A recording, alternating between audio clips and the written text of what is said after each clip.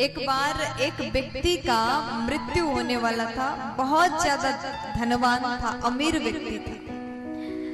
और उस व्यक्ति ने अपने बेटा को कहा कि बेटा जब मैं मरूं तो हम तो इतने धनवान हैं, इतने अमीर हैं, समाज में हमारा इतना नाम प्रतिष्ठा है, जब मैं मरूं तो मेरे पैरों में मोजा पहना के शमशान घाट मुझे पहुंचाना, मुझे लेकर के जाना, मेरी यही अंतिम इच्छा है। अब जैसे पिताजी का मृत्यु हुआ, बेटा ने सोचा कि पापा ने ऐसा कहा था मोजा पहनाना है, मोजा लेकर के गया, पिताजी के पास गया, मोजा पहनाने लगा, लेकिन समाज के लोग रोकने लगे, ये गलत है, ऐसा करना मना है। वो कहता है कि मेरे पिताजी का अंतिम इच्छा ही यही था, लेकिन सभी ने मना किया, ये करना गलत है बेटा, मान जाओ।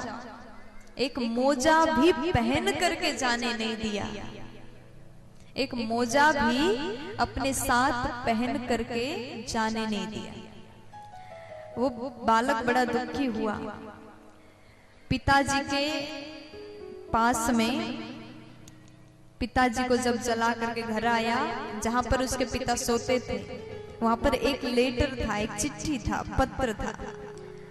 उसमें पिता ने लिखा था कि बेटा जब तुम मुझे मोजा पहना रहे थे, क्योंकि पापा को पहले से पता था कि जब मोजा पहनाएगा समाज के लोग रोकेंगे, पहन करके जाने नहीं देंगे, अंतिम यात्रा इस प्रकार से करने नहीं देंगे, तो पहले से पत्र लिख करके छोड़ दिया था, बेटा जब तुम मुझे मोजा पहनाओगे उस समय सब रोकेंगे, इस दुनिया से जब जाने वाले हैं, मृत्यु के बाद में एक मोजा तक हम पहन करके नहीं जा सकते, तो यहाँ के धन संपत्ति यही धरा के धरा रह जाएगा।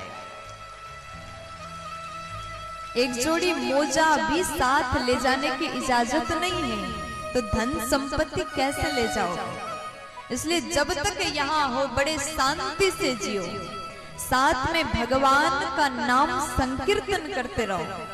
आप धन कमाओगे यहीं पर रखा रहेगा, लेकिन आप भजन रूपी धन को कमाओगे तो वहां तक वो साथ जाएगा।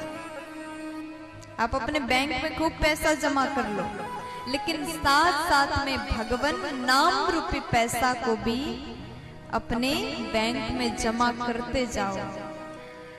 यहाँ के बैंक में रखा हुआ पैसा केवल यहीं तक काम आएगा।